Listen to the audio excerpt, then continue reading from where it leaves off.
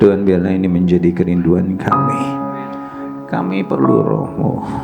Tanpa Roh-Mu kami gak bisa apa-apa. Tapi bersama Roh-Mu kami akan melakukan banyak perkara. Tanpa Roh-Mu kami jadi pribadi yang lemah. Tapi dengan Roh-Mu kami jadi pribadi yang kuat. Amin. Tanpa Roh-Mu kami sendiri. Tetapi bersama Roh-Mu kami melebihi bersama-sama dengan 1000 pasukan tentara yang hebat. Tuhan, terima kasih karena itu di hari yang spesial ini kami rindu ada penyertaan-Mu. Perbarui kami, penuhi kami dengan Roh-Mu. Amin. Tuhan, urapi hamba-Mu. Kami juga perlu firman-Mu supaya hamba-Mu bisa menyampaikan firman, dan urapi kami semua. Kami bisa mengerti isi hati-Mu. Tuhan, kami siap. Dalam nama Yesus kita yang siap. Bersama-sama kita katakan Amin. Amin. Haleluya. Silakan duduk Bapak Ibu. Shalom semuanya. Shalom. Mari kita baca firman-Nya di dalam 1 Raja-Raja 19 ayat 9 sampai dengan ayat yang ke-13. Bapak Ibu yang bawa Alkitab bisa membacanya smartphone atau Alkitab cetak, atau bisa juga membaca ayat yang ada di depan layar. Demikian firman-Nya ayat 9, 10 saudara, 13 bersama nanti. Di sana masuklah ia ke dalam sebuah gua dan bermalam di situ. Maka firman Tuhan datang kepadanya demikian. Apakah kerjamu di sini, hai Elia? 10 saudara, 2, 3.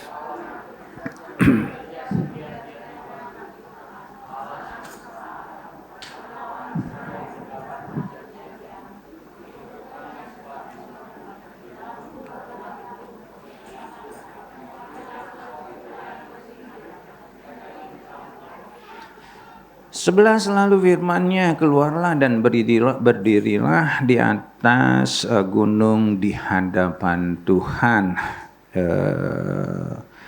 Maka Tuhan lalu angin besar dan kuat yang membelah gunung-gunung dan memecahkan bukit-bukit batu mendahului Tuhan. Tetapi tidak ada Tuhan dalam angin itu, dan sesudah angin itu datanglah gempa. Tetapi tidak ada Tuhan di dalam gempa itu. 12.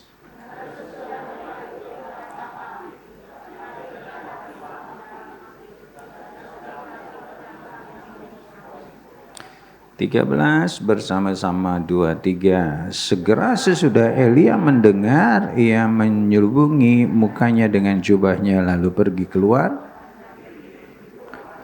Maka datanglah suara kepadanya yang berbunyi, apakah kerjamu? Oke Bapak Ibu, sekali lagi shalom. Lihat dulu kiri kanannya, kita berfellowship sejenak, katakan Tuhan Yesus memberkati. Haleluya. Semua dalam keadaan sehatkah? Puji Tuhan. Nah Bapak Ibu, hari ini kita baru saja tambah satu kebaktian. Jadi nanti jam 2 masih ada satu kebaktian. Ya, ini kebaktian ibadah yang baru. Kok nggak ada yang tepuk tangan? Nah, jadi jam 2 ada ibadah yang baru, dan mulai minggu depan ya ada Balai Pengobatan Indonesia Sehat. Jadi nanti doa saya semuanya sehat. Kalaupun ada yang sakit atau apa, kalau pas hari Minggu datang jam 11 ini, nanti jam 12 mulai ada klinik. Dokternya, dokter yang berpengalaman tentunya, dan juga semua obatnya sudah disediakan. Puji Tuhan. Hari ini judulnya adalah Moving with the Holy Spirit, yang artinya adalah bergerak, berjalan bersama-sama Roh Kudus, karena hari ini kita merayakan hari pencurahan Roh Kudus. Saya mengambil judul ini karena ada alasannya tentunya. Biasanya hamba-hamba Tuhan di masa-masa pencurahan Roh Kudus ini mengambil dari satu ayat Kisah Para Rasul pasal yang kedua, khususnya ayat 2 di sana dikatakan tiba-tiba turunlah dari langit satu bunyi seperti tiupan angin yang keras yang memenuhi seluruh rumah itu di mana mereka duduk. Dan kita tahu ceritanya bahwa Roh Kudus dicurahkan pada saat itu setelah rasul-rasul menanti-nantikan janji Tuhan dan Tuhan menggenapinya. Dan saya yakin juga Roh Kudus yang sama bisa hadir di dalam setiap kehidupan Bapak, Ibu, Saudara-saudari, adik-adik semua di tempat ini. Dengan segala manifestasinya tentunya. Kalau kita baca dalam Kisah 2 ayat yang kedua tadi, Roh Kudus dimanifestasikan dengan satu tiupan angin yang keras atau yang dahsyat, yang begitu luar biasa. Tetapi hari ini kita mau belajar dari kehadiran Roh Kudus yang bukan di dalam tiupan angin yang keras. Ya, kebanyakan kita terkotak-kotak di pemikiran kita, paradigma kita. Kalau kayaknya kita belum dilawat Tuhan sampai ngegetar gitu saudara ya. Ada yang sampai rebah, kayaknya Roh Kudus belum hadir. Padahal Tuhan tidak selalu hadir dengan cara yang seperti itu. Kok enggak amin? Amin. Nah, Tuhan bisa hadir dengan berbagai macam cara. Nah, hari ini kalau kita berbicara tentang angin, Bapak Ibu, di dalam bahasa Yunani yang namanya roh itu disebutnya, di situ dikatakan pneuma. Artinya adalah nafas. Dalam bahasa Ibrani-nya disebut ruah atau angin, Bapak Ibu.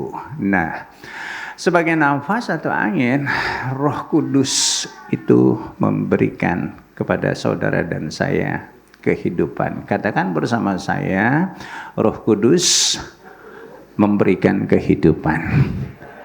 Kan itu kita perlu Roh Kudus. Katakan kiri kananmu, kamu perlu Roh Kudus. Katakan haleluya.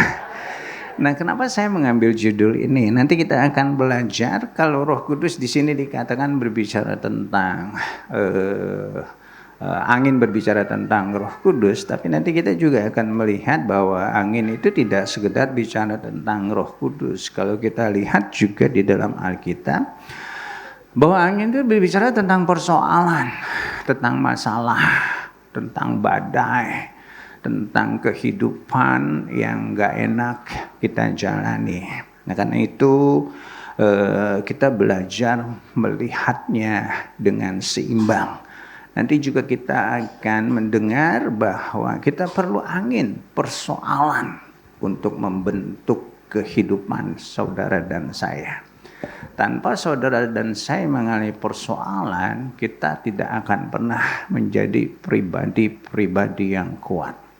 Tanpa saudara dan saya mengalami ujian di dalam kehidupan ini, kita tidak akan pernah naik ke level yang lebih tinggi. Nah, Tuhan tahu bahwa ada persoalan, ada masalah yang kita akan hadapi di dalam kehidupan ini. Dia tahu dan sangat tahu itu. Karena itu ketika Tuhan Yesus berkata dia akan pergi ke surga, tapi ada satu janji yang luar biasa, yaitu dia akan memberikan roh penolong buat kita. Yang tidak lain adalah Roh Kudus yang kita perlukan di dalam kita menghadapi tantangan. Amin. Kamu akan menerima kuasa. Kisah 1 ayat 8. Kalau Roh Kudus turun ke atas kamu. Nah, kenapa saya ambil judul khotbah hari ini bicara tentang angin, Roh Kudus, persoalan, Bapak Ibu. Sebenarnya saya pengen batalkan hari ini karena saya takut terlalu lelah, saudara. Karena seminggu yang lalu full 1 minggu, setelah 2 tahun lebih saya nggak pernah kemana-mana, kerja terus juga di rumah, istri anak-anak juga nggak pernah diajak kemana-mana. Jadi seminggu yang lalu ceritanya saya jalan-jalan ke Bali, saudara. Ya, menikmati romantisme Bali, saudara. Nah, seminggu full, benar-benar seminggu, saudara. Nah, jadi saya berangkat hari Minggu, nginap semalam, dan ternyata di malam 2 malam itu saya nginap di tempat yang salah karena kurangnya informasi. Ternyata di sana jarang sekali orang Indonesia, yang ada adalah orang-orang bule yang berselancar, saudara. Jadi pagi-pagi sekali saya sama istri bangun, ceritanya kali aja dapat matahari terbit supaya bisa difoto dalam keadaan yang bagus begitu, saudara. Dan ternyata mengecewakan hasilnya, saudara. Ya biasa aja tuh mataharinya, di Tangerang juga kayak gitu. Nah, tapi kita ke pantai ceritanya pagi-pagi jam 5 lewat. Ya, dikasih tahu sama siapa namanya penjaga vilanya, jalan ke sini. Saya mencoba mengikuti arah yang ditunjukkan oleh penjaga villa, ternyata banyak anjing, saudara. Di sana sini anjing. Istri saya dari jauh aja udah ketakutan, ngedorong-dorong saya. Jadi kita menghindar, tapi akhirnya dapat jalan-jalan kecil yang nggak ada anjing dan kita sampai ke pantai, saudara. Nah, disinilah saya mulai mendapatkan sesuatu. Tadinya rencana mau minta dibatalkan khotbah hari ini, dan ternyata di situ saya mendapatkan satu impresi yang kuat. Kalau kita ke pantai, biasanya yang kita dapatkan apa, saudara? Yang kita temui di pantai. Halo, Tuhan, pada nggak pernah pantai, nggak ada yang jawab. Apa yang kita temukan biasa di pantai? Angin, ya, terus matahari, ombak, gitu ya. Tapi hari ini saya berkata, saya mau fokus ke satu yang namanya angin. Nah, ketika merasakan angin yang bukan angin yang keras, tetapi angin yang sepoi-sepoi, saya ingat firman ini, saudara. Dan saya ingat satu lagu yang begitu luar biasa. Lagu yang pasti pernah kita nyanyikan, khususnya yang senior. Lagu ini luar biasa sekali. Berhembus angin malam, mencekam, menghempas, membelai wajah ayu. Itulah kenangan yang terakhir denganmu. Bukan lagu itu, depannya sama, saudara. Berhembuslah Roh Kudus di tempat ini. Berhembuslah Roh Kudus dengan kuasa-Mu. Udah, nggak habis-habis kelar. Nah, dari kata angin itu, nah saya mencoba hari ini menyampaikan kepada saudara-saudari semua, nah, supaya ke depan kita bisa mengalami Tuhan senantiasa di dalam kehidupan ini. Amin. Roh Kudus, kalau hari ini kita analogikan dengan angin, Yohanes 3 ayat 6, 8-8, angin bertiup kemana ia mau dan engkau mendengar bunyinya, Kemudian dikatakan, engkau tidak tahu dari mana dia datang dan kemana dia pergi. Demikianlah halnya tiap-tiap orang yang lahir dari roh. Kita nggak tahu angin itu, kita nggak bisa lihat, tapi kita bisa rasakan. Kalau ada angin, di sini ada angin AC, kita bisa rasakan. Kita bisa dengar suaranya, dan angin juga bisa dikenali kemana dia mengarah. Ada yang ke utara, ke selatan, ada yang berputar-putar. Artinya adalah bahwa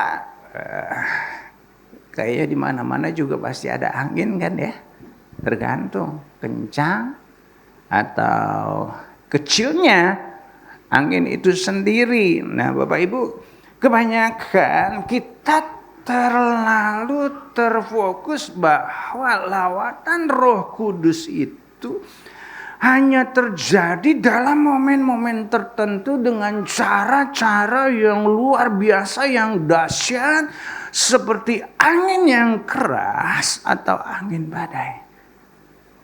Padahal Roh Kudus bisa memanifestasikan dirinya dengan berbagai macam cara. Bahkan dalam hal-hal yang kecil, hal-hal yang biasa-biasa, kalau kita tahu kebenaran firman Tuhan ini, ke depan saudara menyadari bahwa Roh Kudus itu selalu hadir di dalam kehidupan kita. Amin. Selalu ada di dalam kehidupan kita. Nah, hari ini kita mau belajar dari Elia. Apa yang dia alami kalau kita belajar dalam Alkitab, Elia sedang ada di dalam keputusasaan.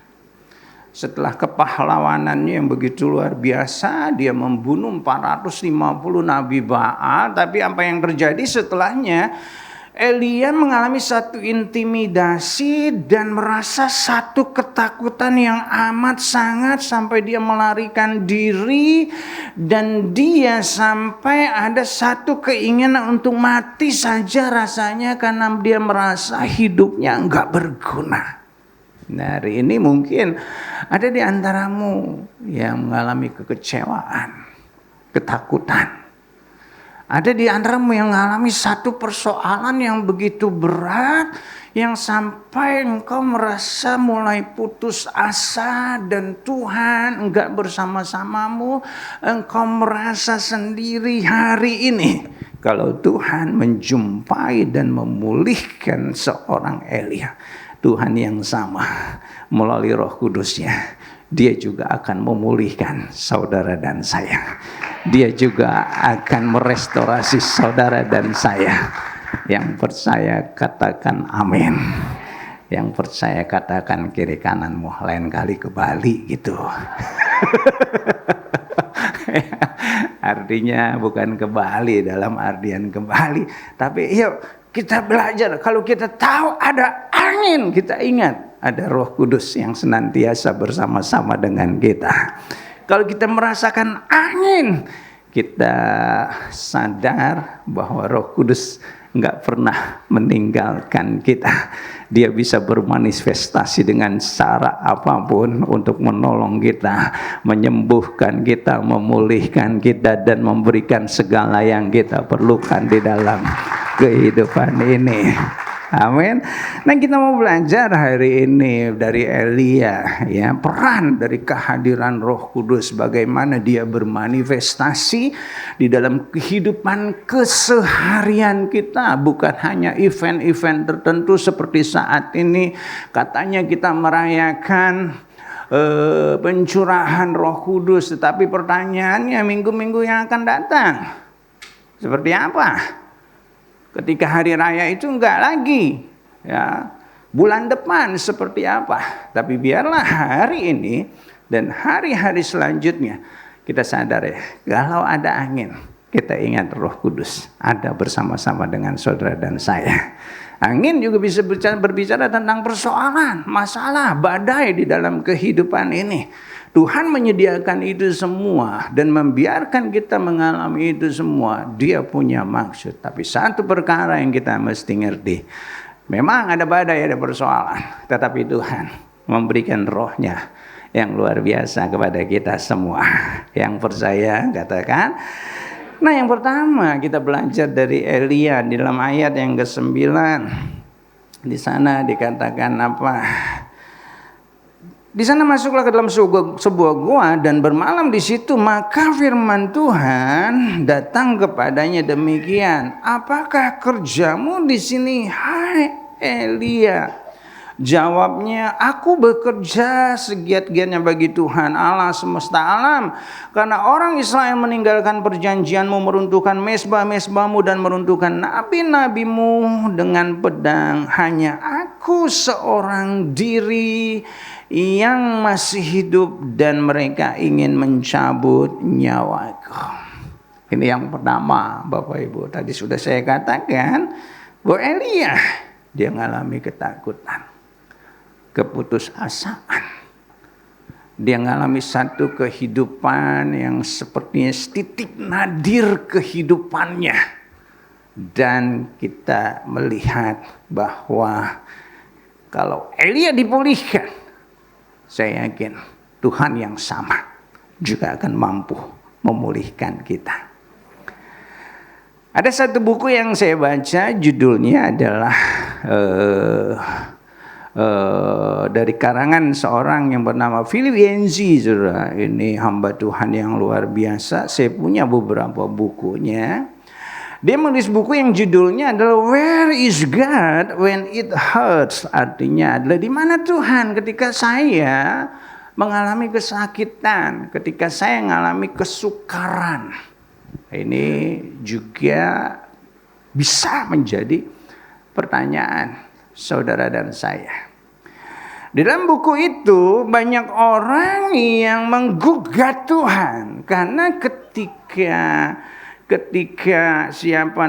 seseorang mengalami persoalan, dia bisa merasa sendiri seperti Elia. Firman yang barusan kita baca, hanya aku seorang diri. Sepertinya menurut dia yang mengalami satu persoalan, yang menurut dia yang berjalan bersama-sama dengan Tuhan, sementara orang Israel yang lainnya sudah meninggalkan Tuhan. Dalam buku itu juga menceritakan gugatan orang-orang yang mengalami persoalan, sepertinya Tuhan itu jauh dari dia. Tuhan itu enggak hadir dengan satu sosok yang benar-benar bisa dia lihat keperkasaannya, pertolongannya. Mungkin saudara juga bertanya seperti itu. Kapan sih Tuhan hadir menolong saya? Mungkin kita merindukan tiba-tiba yang sedang sakit di dalam sebuah gereja mengalami satu jamahan Tuhan. Sampai dia berguling-guling di lantai dan segala macam. Bisa Tuhan melakukan itu. Tapi Tuhan juga bisa bekerja di dalam keheningan. Tuhan bisa bekerja di dalam cara-caranya yang tidak terlihat oleh kita.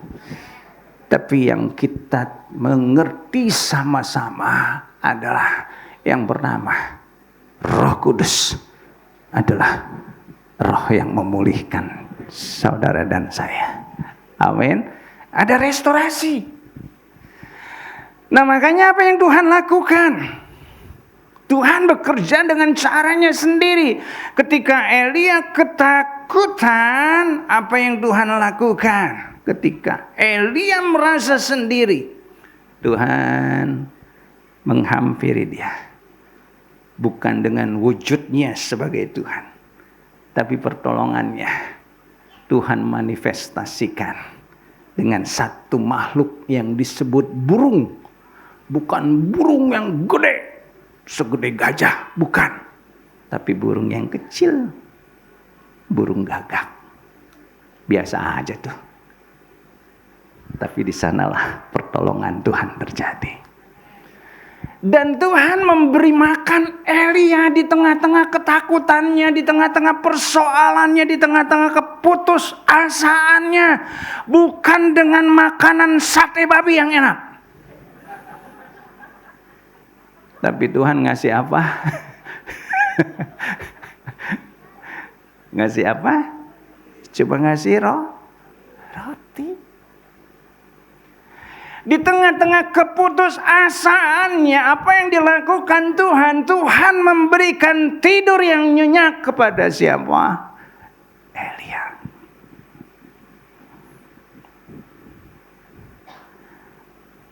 Hari ini mungkin kau menantikan wujud Tuhan yang besar, seperti tiupan angin yang besar. Tapi kalaupun saudara tidak menemukan Tuhan yang seperti itu, kita harus kembali kepada keseharian kita. Kalau kita masih bisa tidur nyenyak, di sana ada Roh Kudus yang bekerja dalam kehidupan kita. Kalau kita masih kerja dan bisa cari makan sampai saat ini, di sana juga ada Roh Kudus yang bekerja dalam kehidupan kita. Kalau kita masih bisa beribadah bersama-sama dengan keluarga, di sana juga ada Roh Kudus yang bekerja dalam kehidupan keluargamu. Amin. Kalau kita masih bisa beribadah bersama-sama di tempat ini dengan saudara seiman, saya yakin di sini juga ada Roh Kudus yang bersama-sama dengan kita. Nah, Bapak Ibu, ya. Jadi jangan selalu kita berpikir bahwa kehadiran Tuhan, pemulihannya itu dinyatakan dengan cara-cara yang dahsyat. Roh Kudus, kehadirannya tidak selalu di dalam kedahsyatan, tetapi juga di dalam kelemah lembutan. Amin. Kalau ada masih kasih yang kita bisa rasakan, cinta yang bisa kita rasakan, di sana ada Tuhan. Karena Tuhan adalah kasih. Aminnya makin hilang. Kalau suami istri masih merasakan cinta, kasih, di sana ada Roh Kudus yang Tuhan nyatakan. Yang udah punya pasangan senggol dong, gua bilang juga apa gitu. Ya, katakan cinta. Betul ya? Tuhan adalah kasih. Nah, Bapak Ibu, nah kan itu kita jangan melulu terfokus dengan hal-hal yang seperti tadi, Bapak Ibu. Kalau kita bisa merasakan yang namanya cinta, makan dan segala macam. Jadi dari hal-hal yang kecil, seperti kita merasakan adanya angin setiap pagi, setiap hari, saudara dan saya bisa merasakan Roh Kudus.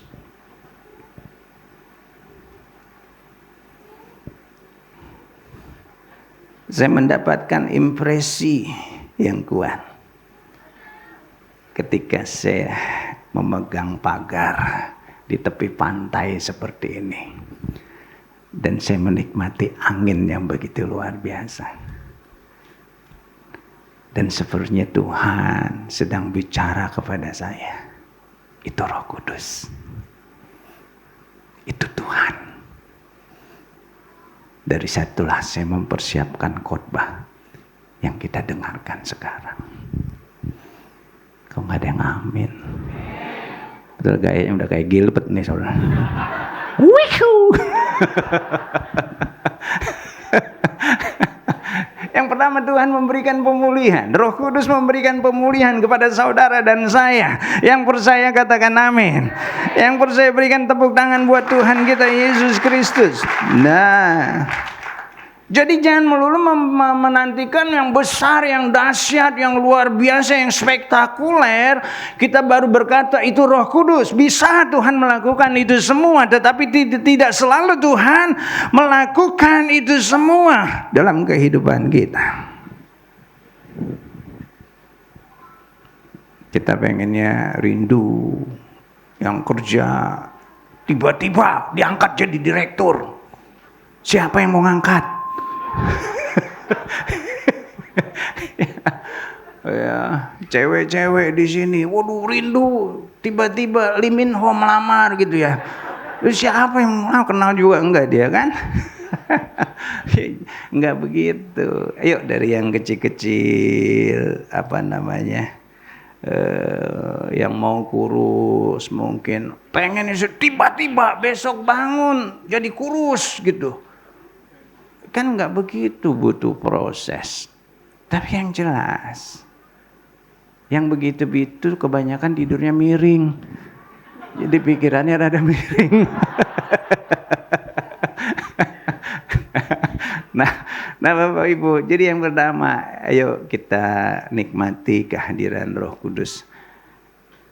Dalam hal-hal yang kecil, dia juga ada di sana. Enggak melulu dalam sesuatu yang spektakuler. Karena Roh Kudus itu ada juga roh yang lemah lembut. Amin. Saya sedang belajar khotbah 45 menit. Hari ini udah ditegur sama Pak Endang. Pak, khotbahnya kelamaan katanya. Tadi pagi sejam 10 menit saudara. Pantesan gua ditegur. Tapi yang kedua bisa 50 menit.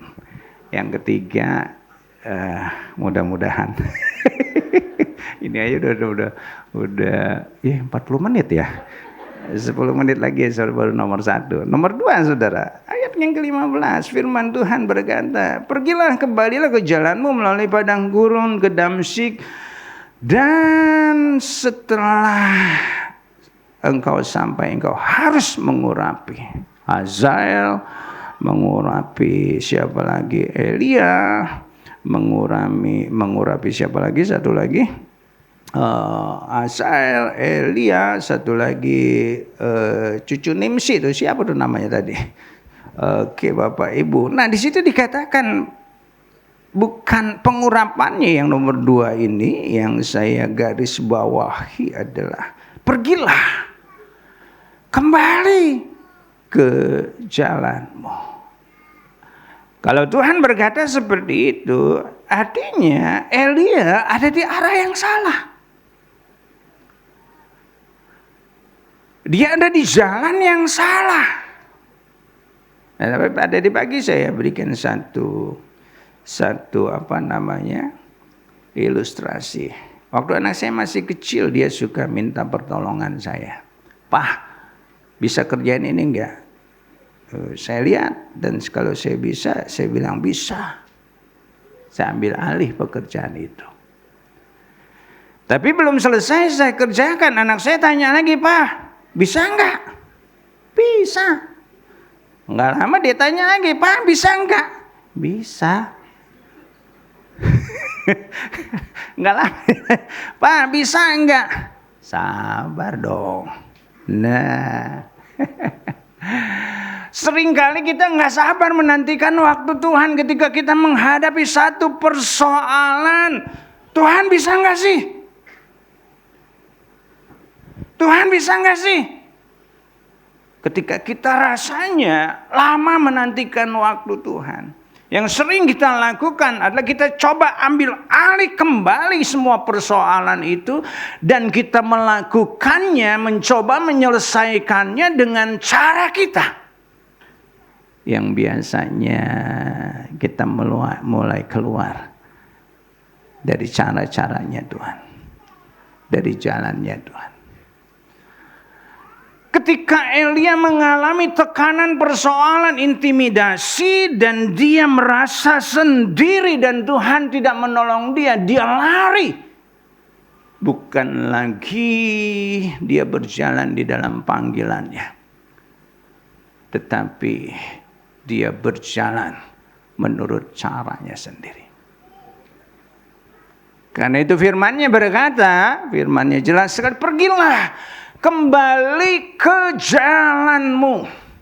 Tuhan. Yang kedua, kalau yang pertama tadi dia Roh Kudus itu memulihkan. Yang kedua, ini yang bagian yang pertama tadi belum selesai. Setiap saat dalam setiap peristiwa kita bisa mengalami kehadiran Roh Kudus dengan berbagai macam manifestasinya. Yang kedua, Bapak Ibu, setelah yang pertama, Tuhan itu, Roh Kudus itu memulihkan. Yang kedua, Roh Kudus meneguhkan kembali panggilan kita. Hari ini mungkin ada di antaramu yang mencoba dengan caramu untuk menolong engkau keluar dari persoalanmu. Hari ini doa saya, kalau engkau berkata, Tuhan, saya sudah mulai keluar dari jalan-jalan Tuhan. Atau mungkin kau berkata, Tuhan, saya sudah mencoba dengan cara-cara saya sendiri yang mungkin enggak sesuai dengan kerinduan Tuhan. Hari ini seperti Tuhan memanggil Elia kembali kepada jalanmu. Tuhan yang sama memanggil kita untuk kita kembali kepada jalan-jalan kita. Enggak ada yang amin. Amin. Jangan coba ambil alih. Anak saya, kenapa dia tanya, Papa bisa enggak? Papa bisa enggak? Karena dia berpikir, dia mengkotakkan diri saya seperti dia menilai kemampuan dia sendiri. Kalau dia nggak bisa, pasti papanya nggak bisa nih, lama lagi ngerjainnya. Macam-macam. Nah, seringkali di dalam penantian kita untuk mendapatkan pertolongan kita juga sering tanya sama Tuhan, ini kayaknya Tuhan gak bisa nih, ini kayaknya Tuhan diam aja nih, ini kayaknya Tuhan gak ngerjain apa-apa nih, ini kayaknya Tuhan gak nolong saya nih. Tapi hari ini seperti Tuhan berkata kepada Elia, kembali kepada jalanmu. Kenapa Tuhan berkata seperti itu? Di situ dikatakan jalan penderitaan memang membuat banyak orang meninggalkan jalan Tuhan. Dan kita nggak perlu ragukan ini. Di tengah masalah persoalan, banyak orang tawar hati dan nggak percaya lagi akan kemampuan Tuhan. Tapi perlu kita ingat bahwa jalan kesetiaan itu tetap banyak orang yang mengikutinya. Dan kalau hari ini kita mendengar firman Tuhan ini, kalaupun di antara kita ada yang mulai sedikit menyimpang, biarlah kita menjadi bagian orang-orang yang tetap berjalan di dalam kebenarannya. Karena tanpa kita ada di dalam panggilan kita enggak akan pernah hidup dengan maksimal. Firman Tuhan berkata, jadilah terang dunia. Tapi kalau terang itu atau pelita itu ditaruh di bawah gantang, bukan di atas kaki dia, pelita itu enggak berfungsi dan akan mati. Setuju ya saudara ya? Kita taruh di atas kaki dia. Ini berbicara orang yang hidup di dalam panggilannya. Burung diciptakan bukan untuk berenang. Sehebat-hebatnya burung, tapi dia nggak akan bisa hidup di dalam air. Begitu juga ikan sebaliknya. Sehebat-hebatnya dia, segede-gedenya ikan paus, tetap aja di laut. Karena itu bukan panggilannya. Dan hari ini Tuhan merindukan saudara dan saya, kita semua hidup di dalam panggilan kita. Amin. Nah, Bapak Ibu, di situ dikatakan, without the Spirit of God, we can do nothing. Tanpa Roh Kudus, kita nggak bisa apa-apa. Kita seperti kapal yang nggak punya angin. Useless. Nggak ada gunanya. Ayo kita berjalan dalam panggilan kita. Bapak-bapak, berjalanlah dalam panggilanmu. Bapak-bapak, berjalanlah dalam panggilanmu. Jadilah bapak yang baik. Aminnya karena rada kesel ya. Bapak-bapak melulu, ibu-ibunya kapan? Belum. Bapak-bapak, berjalanlah dalam panggilanmu. Pulang kerja harus tahu alamat rumahmu.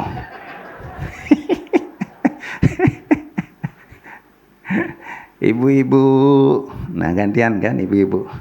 Jalanlah di dalam panggilanmu. Jadilah ibu yang baik di tengah-tengah keluargamu. Ya, kalau belanja ingat isi dompet. Jangan pilih yang macam-macam. Ya.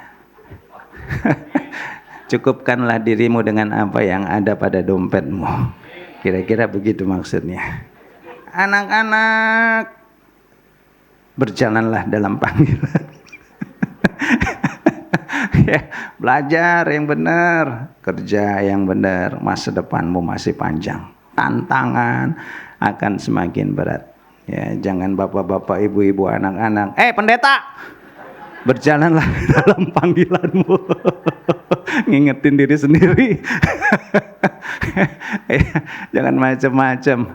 Ya, ada banyak jiwa yang harus engkau gembalakan. Nggak mensupport saya, nggak ada yang amin.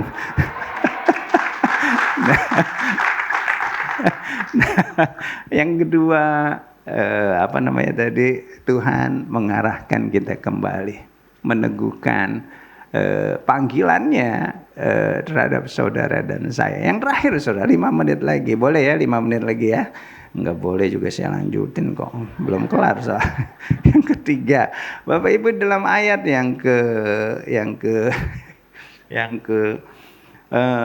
berapa? Ayat yang ke 15 16. Ya, di situ dikatakan firman Tuhan kepadanya, pergilah, kembalilah ke jalanmu melalui padang gurun ke Damsyik, dan setelah engkau sampai, engkau harus mengurapi Hazael menjadi raja Aram, Yehu cucu Nimsi harus engkau urapi menjadi raja Israel, dan Elisa bin Sarfat yang akan menggantikan engkau menjadi nabi. Artinya apa?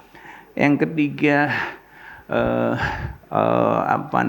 Roh Kudus memberikan kuasa. Roh Kudus memberikan power. Roh Kudus memberikan satu daya kekuatan buat saudara dan saya, buat kita semua. Nah, tadi saya katakan bahwa angin berbicara tentang Roh Kudus. Tapi angin juga berbicara tentang persoalan, tentang badai. Dan Tuhan sangat tahu itu semua. Tuhan juga memang kadang membiarkan kita untuk kita mengalami persoalan, badai di dalam kehidupan ini. Ada satu penelitian yang dilakukan di Arizona, saudara. Arizona itu nggak jauh dari Sewan, saudara. Ya, sebelah di Amerika, saudara. Ya, karena di depan ada orang Sewan, saudara. Jadi saya nyebut Sewan, saudara. Ya, dibuat satu kubah raksasa, saudara, ya, pakai kaca seluas 3 hektar. Ini satu kubah biosfer disebutnya, saudara. Nah, di dalam kubah itu ditanami berbagai macam tanaman. Nah, ketika diteliti ternyata tanaman yang ditanam di dalam kubah itu bertumbuh jauh lebih cepat. Karena apa, saudara? Ya, dalam kubah itu nggak ada angin karena semuanya kaca, tertutup kaca, sudah nggak ada angin. Jadi ketika nggak ada angin itu, yang terjadi apa? Dia bertumbuh lebih cepat. Tetapi setelah mengalami satu pertumbuhan pada ketinggian tertentu, tiba-tiba pohon itu roboh, saudara. Nah, diteliti kenapa pohon itu roboh. Nah, ternyata setelah diteliti, karena nggak ada angin, saudara.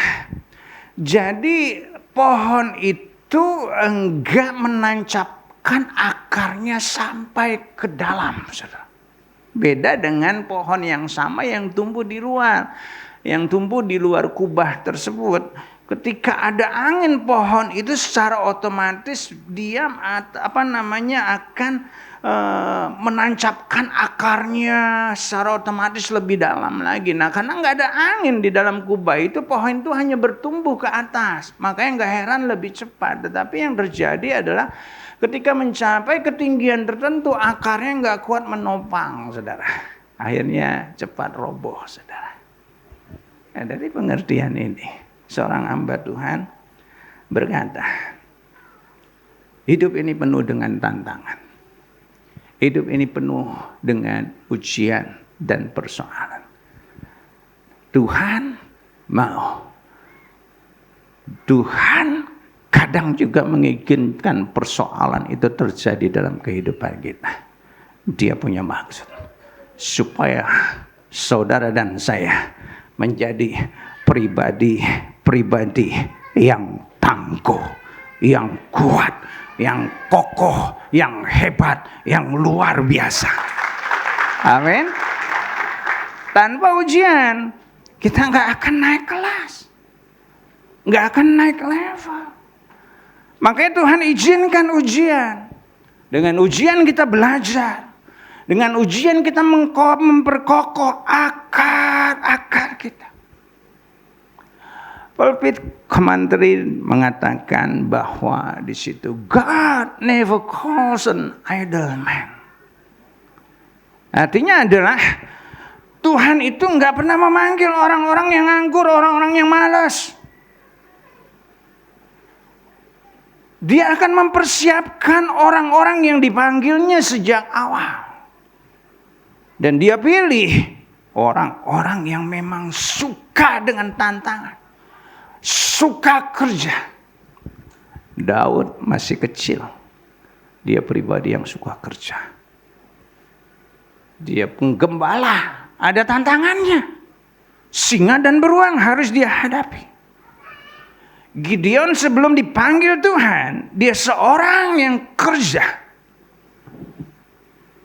Walaupun di tengah-tengah kepungan musuh bangsa Midian, dia tetap bekerja. Sebisanya dia lakukan untuk kehidupannya. Murid-murid Yesus ketika dipanggil, mereka sedang bekerja. Walaupun gak dapat apa-apa, tapi mereka rajin. Dan kedapatan mereka juga masih menyelesaikan pekerjaannya. Elisa dipanggil ketika sedang membajak. Bukan dengan sepasang lembu, tetapi 12 pasang lembu. Artinya Elisa sebelum diurapi oleh Elia, dia adalah orang yang suka bekerja, suka menghadapi tantangan. Tuhan juga menjawab Ayub di dalam pergumulannya. Ketika Ayub mengalami pergumulan, di sana dikatakan, di dalam badai Tuhan menghampiri Ayub. Artinya Tuhan membiarkan Ayub menghadapi persoalan. Tapi ujungnya kita lihat, Ayub bisa mengenal Tuhan. Bukan lagi dari apa kata orang. Tapi dia mengalami sendiri. Dan hari ini, kalaupun saudara menghadapi tantangan, saudara sedang diuji oleh angin, oleh Tuhan. Tapi saya mau katakan hari ini, sebesar apapun angin persoalan yang engkau hadapi, Tuhan tetap Tuhan yang sangat tahu kebutuhan kita. Dia sedang mempersiapkan saudara dan saya menjadi orang-orang yang sukses. Amin. Tapi sukses yang seperti apa? Sukses yang benar-benar siap untuk sukses. Bukan orang-orang yang sukses tapi tidak siap. Karena hal yang buruk terjadi ketika kita sukses tapi kita belum dipersiapkan. Tuhan mau kita memperkokoh akar-akar kita di bawah. Sehingga ketika kita menjulang tinggi, kita sudah punya karakter Roh Kudus yang luar biasa. Godaan sebesar apapun ke depan, tantangan sebesar apapun ke depan, saudara dan saya tidak akan jatuh terjerembab. Tetapi sekali kita di atas, kita akan tetap di atas. Kita tidak akan jatuh lagi. Amin. Roh Kudus bisa bermanifestasi dengan berbagai macam cara. Kita bangkit berdiri bersama-sama.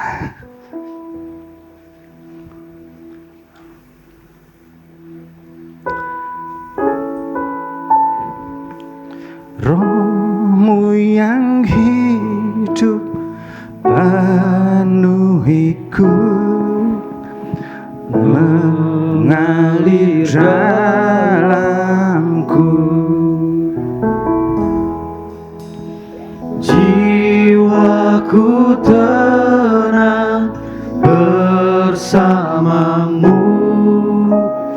dalam naungan-Mu.